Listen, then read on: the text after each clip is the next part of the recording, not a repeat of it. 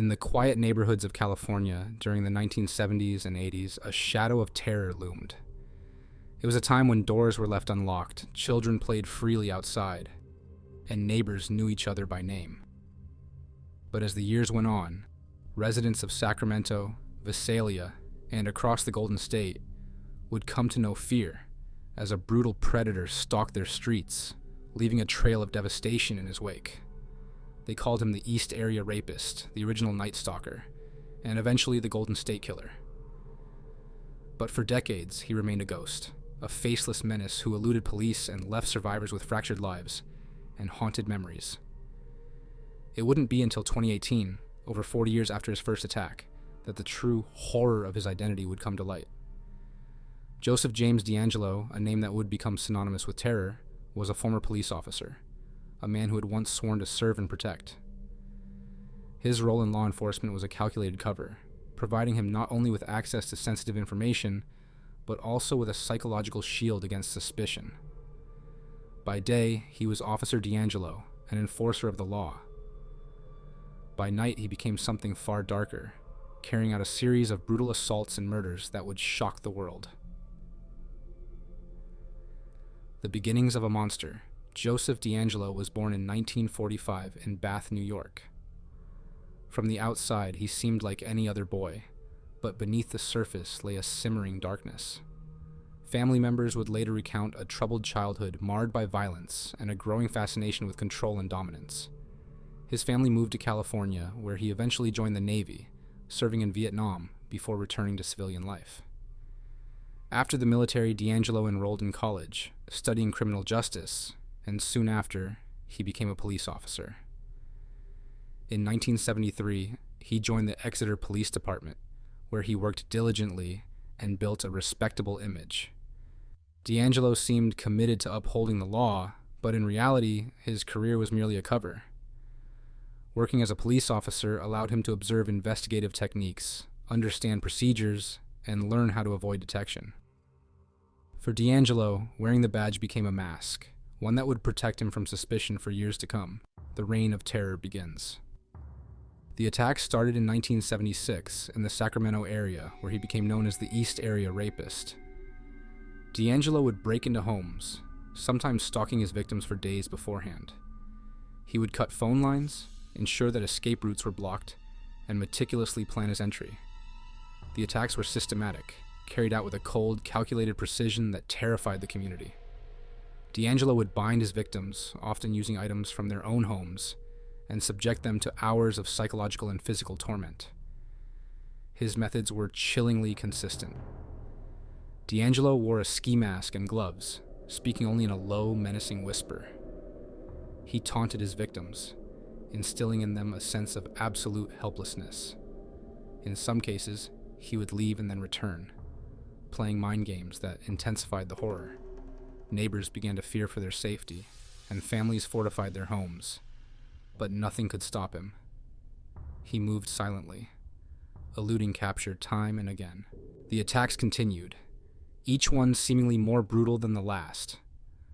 DeAngelo's confidence grew, and he began to branch out geographically, leaving a wider trail of terror.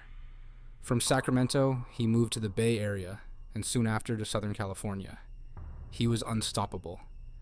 By the time his spree had ended, he had assaulted over 50 women and murdered at least 13 people. Yet for decades, no one knew his name, and he slipped into the shadows, living his life without consequence. As the years passed, technology advanced, and investigators held onto the hope that DNA would one day bring them closer to finding the Golden State Killer. In the 2000s, investigators began re-examining cold cases, connecting DeAngelo's crimes across California. But it wasn't until the introduction of genetic genealogy that they finally got their break. In 2018, a sample of DNA taken from one of DeAngelo's crime scenes was uploaded to a genealogy website. This technique, known as genetic genealogy, allows investigators to track down relatives of DNA samples through public databases. When investigators traced the family tree back to DeAngelo, they were stunned. A former cop, someone who had once been trusted to protect the community, had been responsible for one of the longest-running crime sprees in American history. Police began surveillance on DeAngelo, collecting items he discarded, like a tissue used to wipe his face or a coffee cup he threw away. They compared this DNA to the crime scene samples, and finally, after decades of evading justice, they had their man. On April 24, 2018, police arrested Joseph James DeAngelo at his home in Citrus Heights, California. The footage from his arrest shows a frail old man, a shadow of the terrifying figure he once was. He appeared calm, even cooperative, as he was led away in handcuffs. Neighbors, who had long seen him as an unassuming retiree, were left in shock.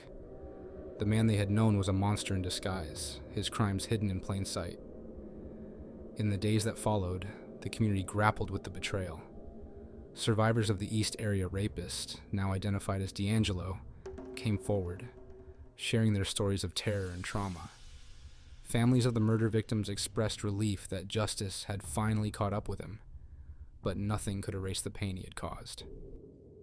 The courtroom was packed as the trial of Joseph DeAngelo began, drawing survivors, family members of victims, and the media. For the survivors, this was their chance to confront the man who had haunted them for decades. The testimonies were harrowing. Each story was a reminder of the nightmare they had endured and the years it had taken to find some semblance of peace. Left for work. When East Area Rapist survivor Jane Carson Sadler continued raw, powerful accounts in front of Joseph DeAngelo. You blindfolded me and then gagged me with a cloth. You remember that? But you also did the same to my precious 3-year-old son. How dare you? He didn't really talk to me. He mumbled. He went to the kitchen, he started drinking beer. Then he came back. He had a knife in his hand. He decided to rape me and had the knife to my throat and saying if I made any sound or screamed or moved, I would be killed. DeAngelo sat silently through much of the trial, his face devoid of emotion. But the evidence was overwhelming. DNA samples, eyewitness accounts, and crime scene photos left no doubt about his guilt. After months of proceedings, DeAngelo finally faced the consequences of his actions. In August 2020, he was sentenced to life in prison without the possibility of parole. Justice, though delayed, had finally been served. The case of Joseph DeAngelo left a lasting impact, not only on his victims, but on the field of criminal justice. His arrest marked a turning point for genetic genealogy, which has since been used to solve numerous cold cases. But beyond the technology, the story of the Golden State Killer serves as a reminder of the darkness that can hide behind the most trusted faces. Joseph DeAngelo, a former police officer, used his badge as a shield, hiding his true nature for decades. His double life and the devastation he left behind will be remembered as one of the most shocking betrayals of public trust in American history. For the survivors and the families of the victims, the memory of Joseph DeAngelo's terror will never fade. But they have found strength in each other, forming a community bound by resilience and courage. And while the Golden State Killer may be behind bars, the echoes of his crimes serve as a warning of the evil that can lurk in plain sight and the enduring power of justice.